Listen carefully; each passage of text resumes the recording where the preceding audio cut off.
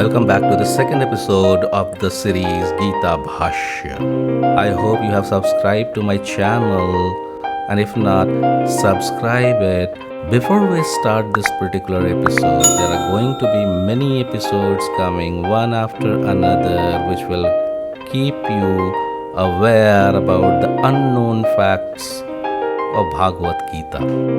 Press on the bell icon so that you can be aware of all the notifications, and share this particular channel to the known ones who are interested in such episodes. The first Ślōka of Bhagavad Gita starts with Dhritarashtra Vacha Dharm kshetra Kurukshetra samaveta yutsavaha mamakaha pandavaschaiva kim kurvat sanjaya. This Shloka, which is the first one of Bhagavad Gita, starts with Dhritarashtra speaking. Watch. Here, watch is not taken as speaking, rather, it has its connotation asked. The literal meaning of this shloka is very simple. Dhritarashtra is asking Sanjay to tell him what his and Pandava's sons have done on the battlefield of Kurukshetra. He is also at the same time suggesting that the battlefield of Kurukshetra is also the field of Dharma, and that his and Pandava's sons are equally eager to wage a war against one another. This, at the outset, appears to be a simple opening statement but has many shades. Let us uncover those shades in this episode. Who has Dhritarashtra asked? He asked Sanjay. When and why did Dhritarashtra ask Sanjay? This is not simply an innocent question. Rather, it has a background so important that has caused Gita to come into existence for generations. Before the beginning of the war, Maharshi Vyas asked Dhritarashtra whether he would like to see the war, and if yes, he could give him eyes. Dhritarashtra was born blind.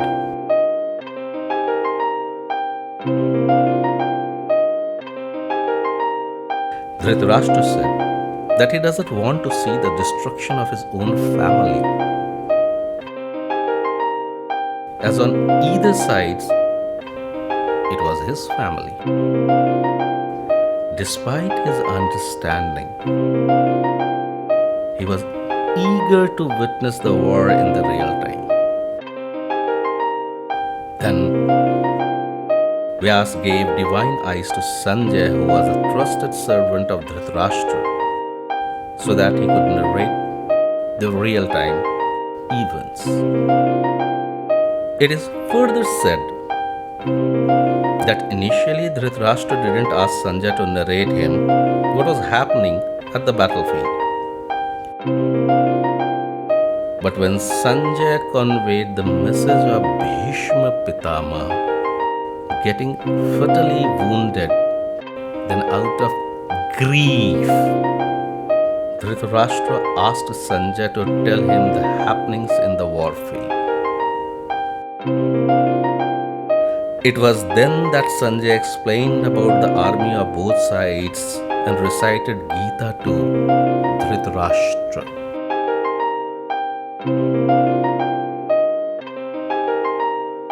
Later, Vyas recited the conversation between Krishna and Arjuna to his disciples. His disciples in turn recited the same to Vyasmapayana from his Janmeja And at the end, Ugrashrava's Sauti has recited the same to Rishi Saunaka. This is included in Mahabharata under Bhishma Parva.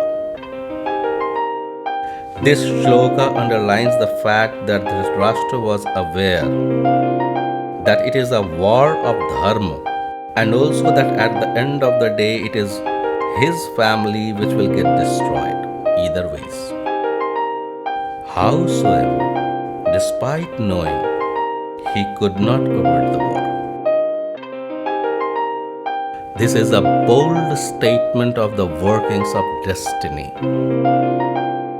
In everyday life, despite knowing at times that we might land in problems we fail to avert, the only thing best we do or shall do is to face it. This is the fundamental principle of Purushartha. Purushartha thus is gender as well as species neutral. For this series, I will leave this philosophical aspect at this basic explanation of Purushartha, as it is another subject in itself that dwells deep inside Sankhya philosophy, the purity of which needs to be revisited. This shloka also indicates the conflicts of Dhritarashtra, the human who by force of destiny was a king, and not the mere character of Mahabharata. Knowing that Duryodhana had sought the war, Dhritarashtra was in the mode of denial of the fact. This is reflected by the choice of words. Sambeta yuyutsavaha,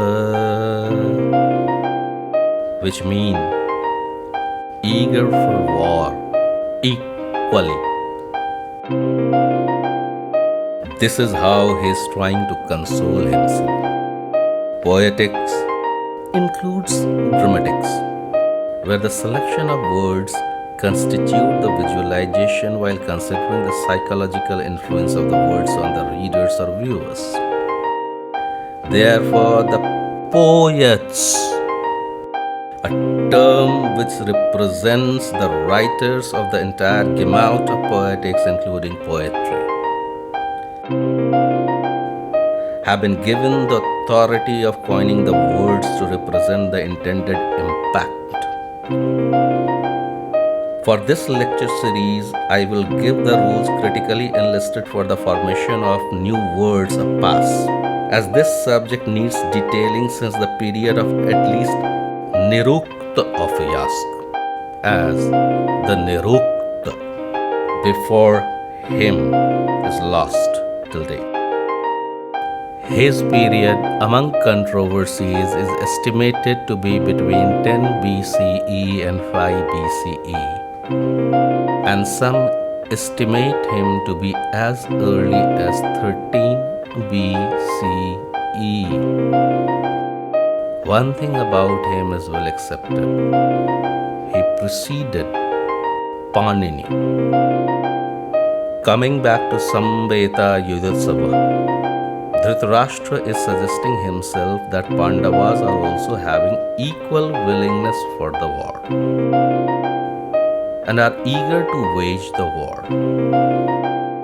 This is denial on the part of Dhritarashtra. Please allow me to bring in the present era and mention the Kübler-Ross model, or the 5 stages of grief, which is popularly known by the acronym DABDA. He mentions denial as the first stage of grief. In this stage of Kübler-Ross, individuals cling to a false, preferable reality. Most of us know Mahabharata. Doesn't it sound the same? There is a symphonic synthesis between our and their period, at least psychologically speaking. isn't it? The good thing about this stage is the jivisha, the will to live. The first shloka or the question contains anxiety, despair, grief, curiosity, and fear among other aspects of Dhritarashtra. There is one Dhritarashtra within each one of us. Guys, I hope you are liking this episode, and if you are liking it, please suggest me in the comment box. Subscribe my channel, click on the bell icon to get other notifications. There are numerous instances where Kurukshetra is also called a Dharm kshetra. In the first Ślōka of Gita, we have seen that Dhritarashtra has asked Sanjay, Dharma kshetre Kurukshetre yuyutsavaha. The question is why? The morphophonology of these words gives us two terms, Dharm kshetra and Kurukshetra. Kshetra is common in both the words, and kshetra here means field, or to be very precise, the agricultural plowing land.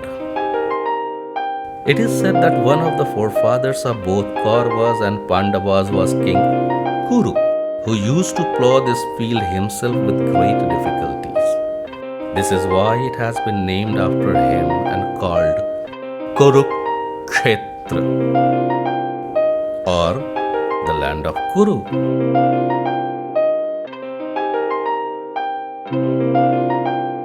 It is also said that once Indra, the lord of Devas, did give his blessing to Kuru, that anybody who dies in this field either by doing yajna or by doing war, that person will attain heaven.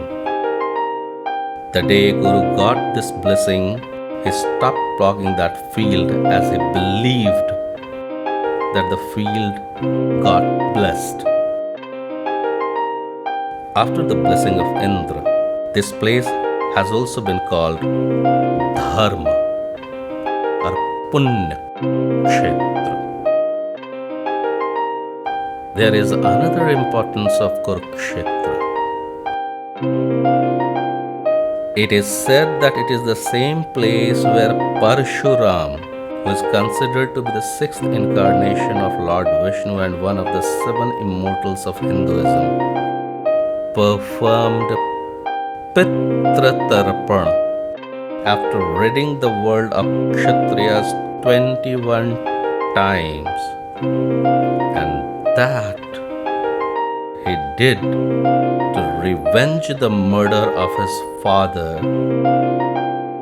Jamadagni by the then mighty Kshatriya king Kartavirya. Guys, I hope you like this episode. We will be meeting soon in the next episode, where we will be talking about second shloka onwards. See you soon with the next episode.